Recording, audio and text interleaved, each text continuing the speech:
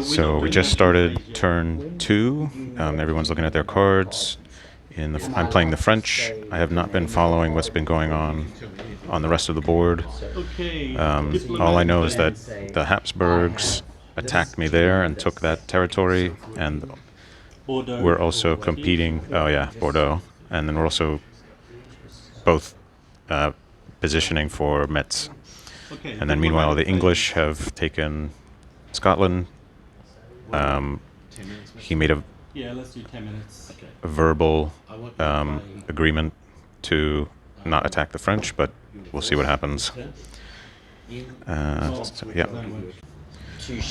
So I just learned something very important, which is that you only get victory points for the square locations, and because these locations in here in Germany, there are no square locations. So that really funnels the English towards attacking France. Because I was thinking, well, we can just have the English can agree to attack into northern Europe, but there are no squares there that would give them victory points. So I just observed that like the game is, I don't know if I would say scripted, but it's funneling you. I thought it was connected to the channel. So we are in turn 3. I think we're towards the end of turn 3. There's the state of the points.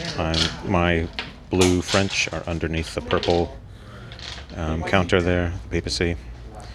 And I've done a good job of not getting into any fights with anyone, so I'm at peace. My strategy right now is to just try to get this finished. I get these every turn automatically, and if I play my special card, and then I want to get some of these points here in the New World, and then any other extra points after I spend this card and I spend cards on that, any extra command points I'm spending on mercenaries. So at the moment it looks like I have to worry about the English and the Protestants.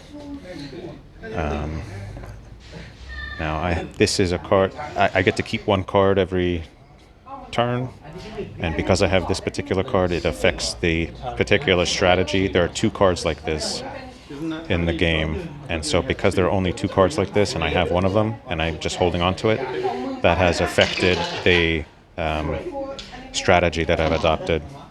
Because as you can see, these are half of the price of non-mercenaries. So by having this card, I can adopt a particular strategy that would not otherwise be very risky.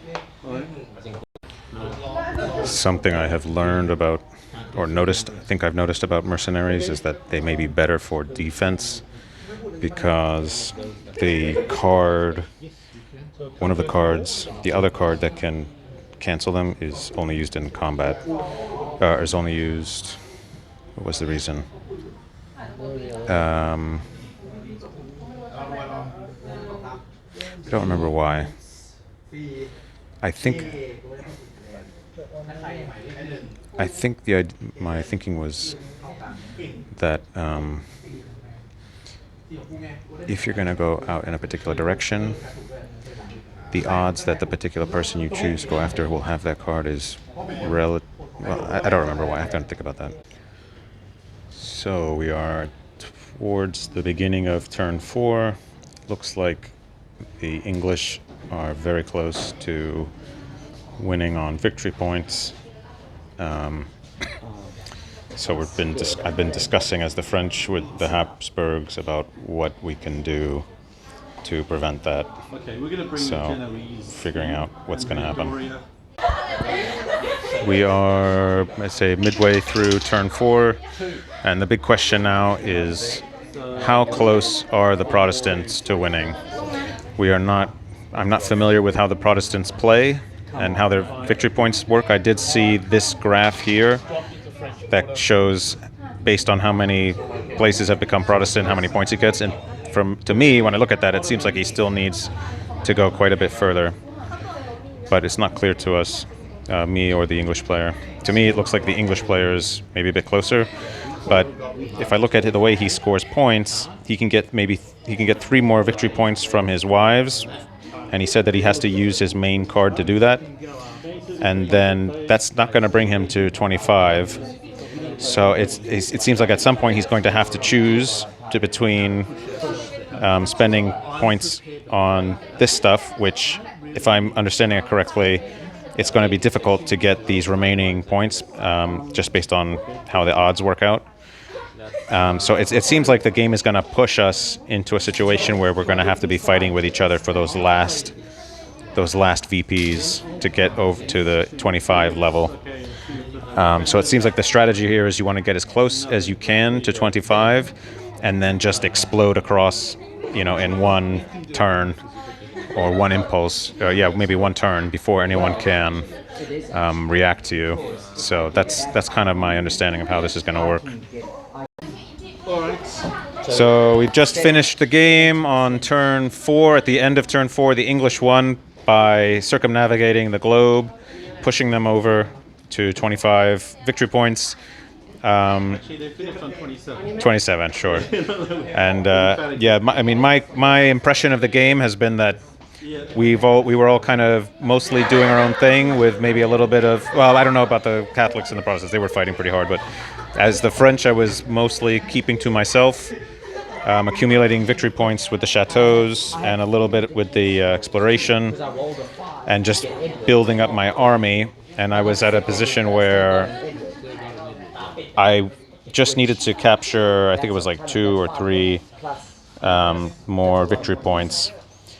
And basically my impression was that we were all kind of converging several of us were converging at the same time to a situation where any one of us could have won or was about to win the game. So it was just a matter of luck. Like, the British roll to get circumnavigation was extremely unlikely. I was looking at the rules for how that works, and they have to roll very well on these two different tables. First, they have to roll 10 or more on a 2d6, which is unlikely, and then they have to do a second 2d6 roll and get 10 or more.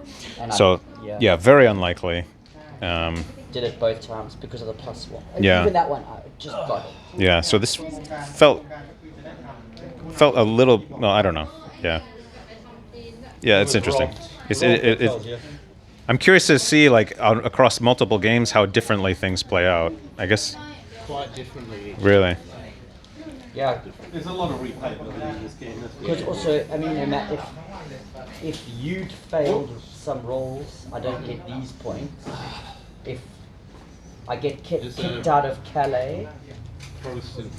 Towards the end, the Ottomans came in here that I was not expecting, so that was going to open me up to a threat.